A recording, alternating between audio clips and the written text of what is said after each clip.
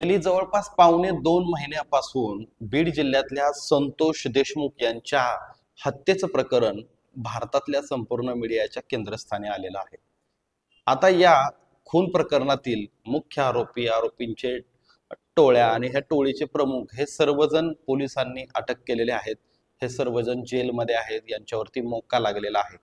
मात्र याच्यातले जे आरोपी आहेत ते सध्या राज्यात मंत्री म्हणून असलेले धनंजय मुंडे यांच्या संपर्कातील, यांच्या जवळचे कार्यकर्ते आहेत. ही गोष्ट लावून धरून, याचा मुद्दा पुढे करून अनेक संघटना, अनेक सामाजिक कार्यकर्ते धनंजय मुंडे यांनी राजीनामा दिला पाहिजे अशी मागणी करत आहेत. अर्थात काय, संतोष देशमुखांचं खून प्रकरण झाल्यापासून धनंजय मुंडे यांच्या राजीनाम्याची मागणी होत आहे. याच गोष्टीमुळे धनंजय मुंडेंना आपलं पालकमंत्रीपद सुद्धा गमावं लागलं. उपमुख्यमंत्री अजित पवार यांनी बीड जिल्ह्याचं पालकमंत्रीपद स्वीकारलं. ह्या सगळ्या गोष्टी चालू असताना जवळपास आता पावणे 2 महिन्यानंतर बीड जिल्ह्यातल्या संतोष देशमुखांच्या प्रकरणामधलं जे नाव आहे धनंजय मुंडे यांचं जोडून असलेलं, म्हणजेच धनंजय मुंडेंच्या हे संपर्कात असलेले कार्यकर्ते आहेत म्हणून त्यांनी राजीनामा द्यावा, ही मागणी कुठंतरी लोकांच्या विस्मरणात चाललेली होती. त्यातच धनंजय मुंडे यांनी भगवानगडाचे उत्तराधिकारी नामदेव शास्त्री यांची भेट घेतली आणि नामदेव शास्त्री यांनी धनंजय मुंडेंची खुलेआम पाठराखण केली. एवढंच काय, तर नामदेव शास्त्री यांनी धनंजय मुंडे यांना क्लीन चिट देऊन टाकली.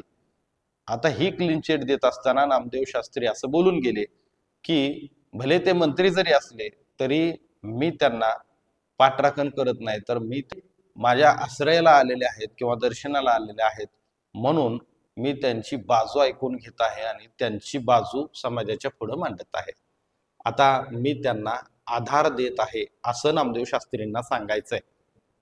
दुर्दैवाची गोष्ट अशी आहे की नामदेव शास्त्री आधार देत आहेत आणि ज्यांचा आधार बनवू पाहतायत ते विसरून गेले आहेत की हे त्या एका राज्याचे विद्यमान मंत्री आहेत.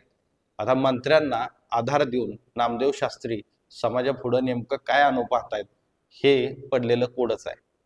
नामदेव शास्त्री हे पुढं काय सांगू इच्छितात आणि त्याच्यानंतर सगळ्यात महत्वाचं, आता नामदेव शास्त्री यांच्या निमित्तानं पुन्हा एकदा जो वाद उभा राहिलेला आहे, हा सर्व काय आहे हे आपण ह्या व्हिडिओच्या माध्यमातून पाहणार आहोत. नमस्कार, मी आहे मच्छिंद्र टिंगरे आणि तुम्ही पाहताय क्राईम फॅक्ट्स. एक महत्वाची गोष्ट आपल्याला पाहावं लागेल. खरं तर आपला देश हा संविधानावर चालतो. इथली कायदा आणि सुव्यवस्था आजही मजबूत आहे असं म्हणायला हरकत नाही, कारण ती मजबूत आहे म्हणूनच आज वाल्मिक कराड सारखा आरोपी संतोष देशमुख यांच्या खून प्रकरणामध्ये जेलमध्ये आहे. असं असताना धनंजय मुंडे यांच्यासारखे मंत्री एका महाराजांकडे जातात, एका महंतांकडे जातात आणि त्यांच्या मार्फत एक वेगळा संदेश देण्याचा प्रयत्न करतात. ही देखील दुर्दैवाची गोष्ट आहे. आता धनंजय मुंडे हे दर्शनाला गेले होते, भेटीला गेले होते आणि त्यानंतर नामदेव शास्त्री बोलतायत.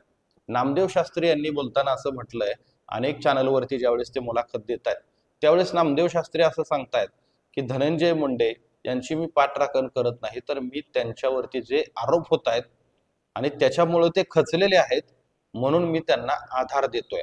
आता नामदेव शास्त्री सारख्या अभ्यासू एखाद्या माणसाला एका गोष्टीचा प्रश्न पडायला हवा की आपण ज्यांना आधार देतोय ते मूळतः निराधार आहेत का, हे पहिल्यांदा बघायला पाहिजे. दुसरी गोष्ट अशी की आपण ज्यांना आधार देतोय की ते इतके दीनदुबळे आहेत का की ज्यांना संतांच्या आजाराची गरज पडल्या.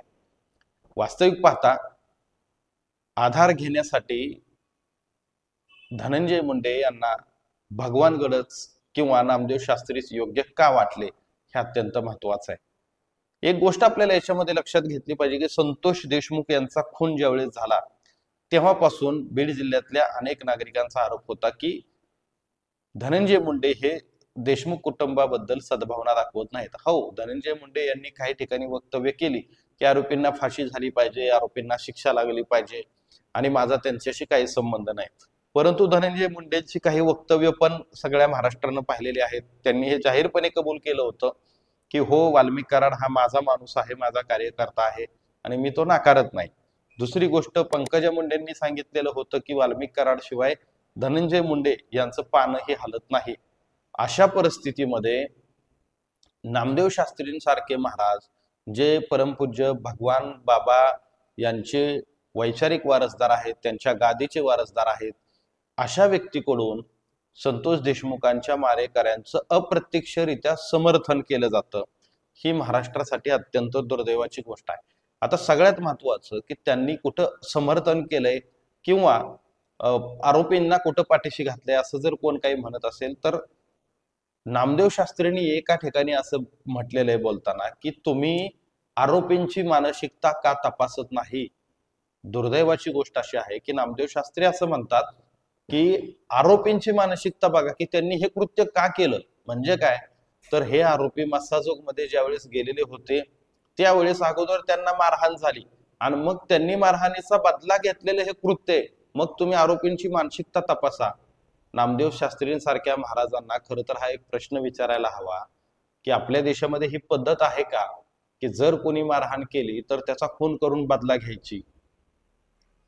जर त्या आरोपींना मारहाण झाली होती तर त्यांनी पोलिसात तक्रार का दिली नव्हती.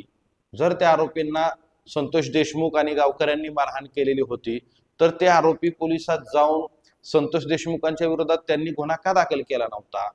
हाच महत्वाचा प्रश्न आहे नामदेव शास्त्रींना की ज्यांच्याबद्दल तुम्ही सद्भावना दाखवता आहात ते लोक एका खुनातले आरोपी आहेत आणि त्या आरोपींचा संबंध धनंजय मुंडे यांच्याशी जोडलेला आहे.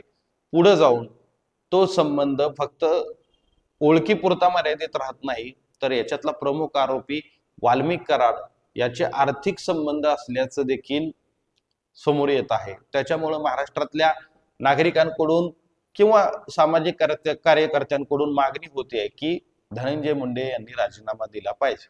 आता धनंजय मुंडे ज्यावेळेस तुमच्याकडे येतात आणि बोलतात त्यावेळेस नामदेव शास्त्रींसारखा माणूस सहजपणे सांगून जातो की आम्ही धनंजय मुंडे यांना आधार दिलेला आहे.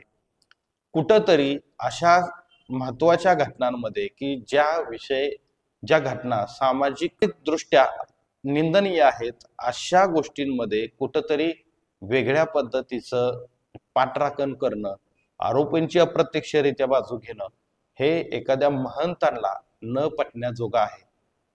ज्या वेळेस नामदेव शास्त्रींनी काही उल्लेख केलेले आहेत किंवा नामदेव शास्त्री नेमकं काय बोललेले आहेत हे देखील तुम्ही ह्या 2-3 चॅनलवरती जे त्यांनी बोलले गेलेले आहेत ते देखील आपल्याला पाहायला हवं.